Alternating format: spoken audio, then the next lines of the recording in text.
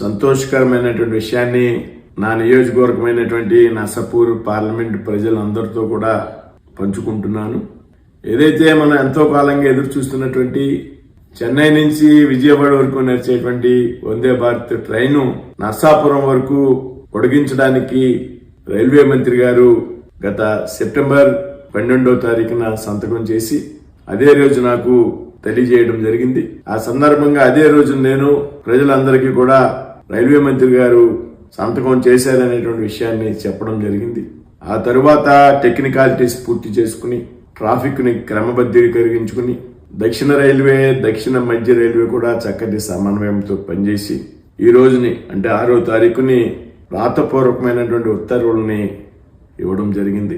ఇది రైల్వేలకు సంబంధించి నర్సాపూర్ పార్లమెంటు చరిత్రలో ఒక అత్యంత కీలకమైనటువంటి ఘట్టం అనేటువంటి విషయం తెలియజేయడానికి సంతోషిస్తున్నా. ఎందుకంటే భారతదేశంలోనే నర్సాపురం భీమవరం ఒక చారిత్రాత్మక ప్రాంతాలు అయినప్పటికీ కూడా రైల్వే పరంగా లూప్ లైన్ లో ఉన్నటువంటి మార్గం. అయితే భారతదేశ చరిత్రలోనే ఒక లూప్ లైన్ లో ఉన్నటువంటి లైన్ లో వందే భారత్ ట్రైన్ ని ప్రవేశపెట్టడం అనేది మొట్టమొదటిసారిగా జరిగింది. ఈ విషయాన్ని సాక్షాత్తు రైల్వే మంత్రి గారే నాతో చెప్పడం జరిగింది. ఇది రాబోయేటువంటి వారం రోజుల్లో ఒక మంచి ముహూర్తాన్ని చూసి రైల్వే అధికారులతో సంప్రదించి అందరూ సమన్వయం చేసుకుని నర్సాపురం రాబోతా ఉంది. ఈ సందర్భంగా ప్రజలందరికీ కూడా శుభాకాంక్షలు తెలియజేస్తున్నా. అంతేకాదు ఏదైతే రైల్వే అధికారులు ఉన్నారో దక్షిణ మధ్య రైల్వే కానీ దక్షిణ రైల్వే అధికారులు కానీ ఇక్కడ ఉన్నటువంటి డిఆర్ఎం ఆఫీస్ సంబంధించిన అధికారులు కానీ వారందరి సమన్వయం కారణంగా సాధ్యమైంది. వారందరికీ కూడా పేరు పేరున ధన్యవాదాలు తెలియజేస్తున్నా నర్సాపురం పార్లమెంటు ప్రజల తరపున. అదేవిధంగా రాబోయేటువంటి రోజుల్లో కూడా ఏదైతే సికింద్రాబాద్ నుంచి విశాఖపట్నం వెళ్ళేటువంటి ట్రైన్ ఉన్నదో వందే భారత్ ట్రైన్, దాన్ని తాడేపల్లిగూడెంలో హాల్ట్ కోసం కూడా నేను రైల్వే మంత్రి గారిని సంప్రదించడం జరిగింది.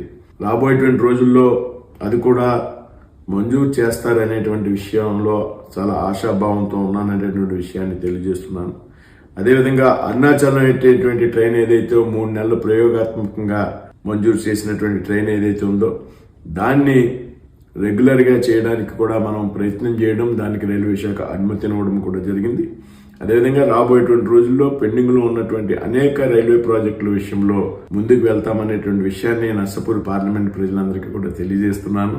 ముఖ్యంగా వారణాసి కూడా ఒక ట్రైన్ మన ప్రాంతం మీదుగా వెళ్ళడానికి నేను రైల్వే అధికారులతో సంప్రదిస్తున్నాను. అది కూడా రాబోయేటువంటి రోజుల్లో సాధ్యమవుతుందనేటువంటి విషయాన్ని తెలియజేస్తూ మరొకసారి నర్సాపురం పార్లమెంట్ ప్రజలందరూ కూడా శుభాకాంక్షలు తెలియజేస్తూ ఏదైతే ఎన్నికల్లో నేను ఇచ్చినటువంటి హామీలు ఉన్నాయో రైల్వేల విషయంలో నేషనల్ హైవేస్ విషయంలో వాటినన్నింటిలో కూడా సాధ్యమైనంత త్వరితగతిన పూర్తి చేస్తానని ఈ సందర్భంగా ప్రజలందరికీ కూడా తెలియజేస్తాను.